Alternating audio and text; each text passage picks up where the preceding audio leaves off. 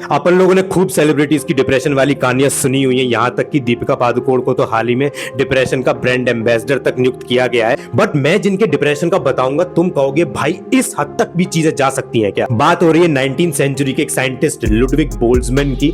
Boltzmann constant करके thermal physics में हम सबको जो पढ़ाया जाता था उन्हीं के नाम पर रखा गया है। तो हुआ ये कि बोल्ट्जमैन जिन थ्योरीज पे काम करते थे वो एटम्स और मॉलिक्यूल्स पर बेस्ड होती थी। अब उस समय पे एटम सच में एग्जिस्ट करता है इस बात की भी कंफर्मेशन नहीं थी, क्योंकि एटम दिखाई नहीं देता। तो बहुत से जाने माने साइंटिस्ट इस बात को मानते ही नहीं थे कि एटम रियल में एग्जिस्ट करता है। इस वजह से बोल्ट्जमैन जिन थ्योरीज पे काम करते थे साइंटिस्ट कम्युनिटी ने उनको नजरअंदाज करना शुरू कर दिया, और ये बोल्ट्जमैन ने इतना पर्सनली ले लिया कि वो डिप्रेशन और बाइपोलर डिसऑर्डर का शिकार हो गए। बात इस हद तक पहुंच गई कि अपने परिवार के साथ वो किसी हॉलीडे पर गए हुए थे और वहीं पर खुद को लटका लिया, सुसाइड कर लिया।